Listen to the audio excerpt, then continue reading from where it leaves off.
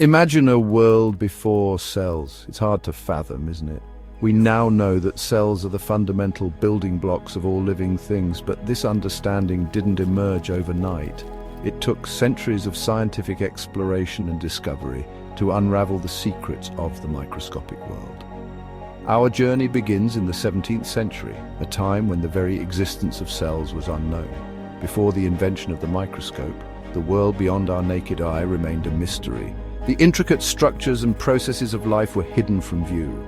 Then, in the mid-1600s, a revolutionary tool emerged, the microscope. This invention opened a window into a previously unseen realm, forever changing our understanding of life itself. The microscope revealed a universe teeming with tiny structures. These structures, too small to be seen with the naked eye, would eventually be recognized as cells. This discovery marked the dawn of a new era in biology, the era of cell theory. In 1665, English scientist Robert Hooke peered through his microscope at a thin slice of cork. He observed a network of small, box-like compartments that reminded him of the cells of a honeycomb.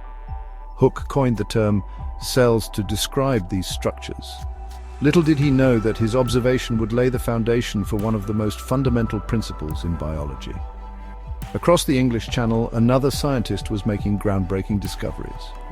Anton van Leeuwenhoek, a Dutch draper with a passion for lens-making, crafted microscopes of remarkable power.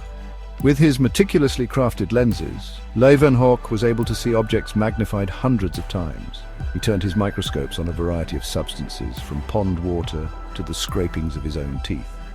Leeuwenhoek's observations revealed a hidden world teeming with life.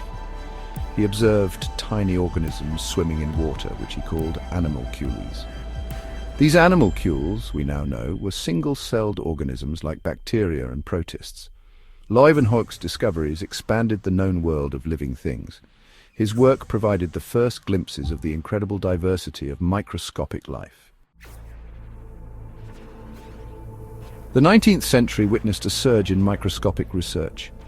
Scientists were captivated by the intricate world revealed by the microscope. In 1838, a German botanist named Matthias Schleiden proposed a radical idea. He suggested that all the plants, from towering trees to delicate flowers, were composed of cells. Schleiden's observations of plant tissues under the microscope led him to this groundbreaking conclusion. Theodor Schwann, a German physiologist and a close friend of Schleiden, was struck by the similarities between plant and animal structures.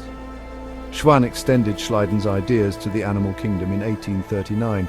He proposed that all animals, from microscopic insects to giant whales, were also made up of cells. This marked a pivotal moment in the development of cell theory.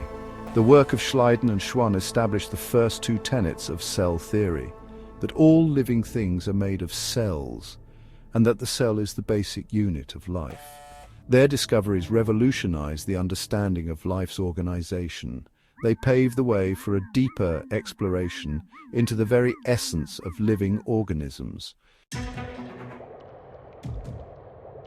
While the first two tenets of cell theory were widely accepted by the mid-19th century, the origin of cells remained a mystery.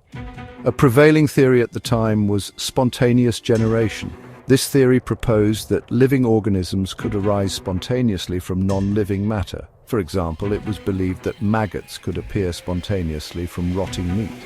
In 1855, a German pathologist named Rudolf Virchow challenged this long-held belief. Based on his own microscopic observations and the work of other scientists, Virchow proposed that cells could only arise from pre-existing cells.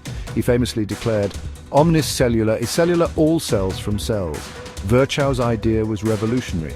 It implied that there was a continuity of life stretching back to the very first cell.